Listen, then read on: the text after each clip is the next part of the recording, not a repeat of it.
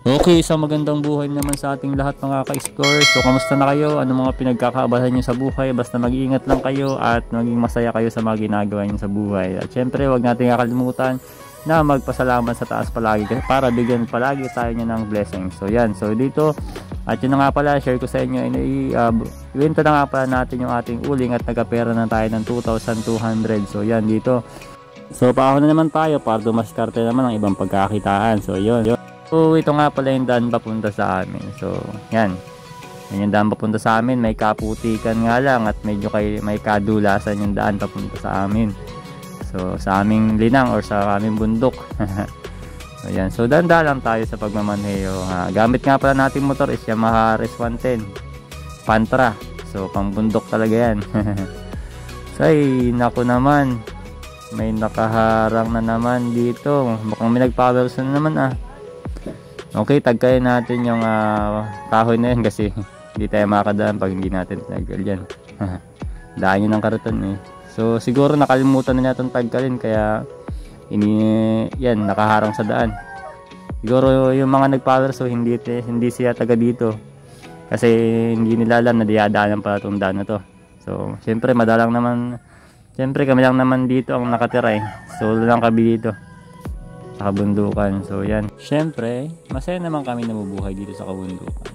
So yan, mabuti dito sa amin is pasok naman ng motor. Sobrang dulas mapapansin nyo, ang dulas ng daan. Talagang umi-slide yung gulong natin pero ingat lang, dahan-dahan lang naman, hindi naman tayo nagmamadali. Yan. So yan, lusungin yan, lusungin. So dahan-dahan lang tayo. Gamit tayo ng engine brake. So share ko sa pagmumotor, huwag yung masyadong gamitin yung preno natin. So gumamit tayo ng engine brake. Tapos syempre sabay natin yung ating preno ng dahan-dahan. So sa nga pala sa pagmagantong klase ng lugar, huwag yung bibiglain yung preno sa una. Dapat ang unahin yung preno, yung sa uli. Tapos sabay ng engine brake pag naglulusong kayo ng gaya ng gantong klase ng lusungin para hindi tayo mag-slide or magtumaob. Kasi mahirap na pag tumaob tayo, dali yung motor natin, may posibilidad na madali rin tayo, mapasa tayo ng tambutso. Yan, lusungin. So dito sa amin, ganito ang daan dito sa amin. Okay, yung mga ganyan palapa, iwasan yan kasi madulas yan. May karanasan na rin ako dyan sa palapa, umislide ako, pero di naman ako tumaob kasi nga natuon ko yung pako, pero masakit yung pako nun. Matagal na rin yun, ilang taon na rin yung nangyari sa akin dito. Ay naku naman, meron na namang nakaharang na sagabal dito sa atin. So yun na nga, ay grabe, pati pa hindi pala dito sa kabundukan may checkpoint na rin. Checkpoint. Ay naku naman, so tara, tagkayin na lang natin. Tagkayin natin tong harang kasi hindi tayo makakadaan pag hindi natin tinaggal. Yan, tagkayin natin. Yun, mukhang kaya naman dito lumusot. Balikan na lang natin para tagkayin mamaya. Ayan. So dahan-dahan lang, lusot na lang tayo muna. Wala tayong dalang itak Wala tayong dalang gamit pang tagkal niyan, pang tas-tas niya mga nakaharang na yan. So yan, dahan-dahan lang. Yan. So yan. Okay, sakay na. So yan. Di ba, one click lang yung Yamaha RS110 natin. Stig talaga ng Yamaha RS110. Shoutout nga pa sa mga Pantra. Ganito talaga ng mga Pantra natin. Isang one click lang palagi. Saka palag siya sa mga kabundukan. Yan. Okay, may mga tubig pa dito. Maulan talaga epekto ng ilang araw na ulan kaya medyo may tubig. So yan, ahonin naman. So yan, ahon naman tayo. Ang putik talaga, madulas talaga, kaya dapat kalkulyado natin yung daan. Okay. Okay, isang malapit na ahon pa tayo.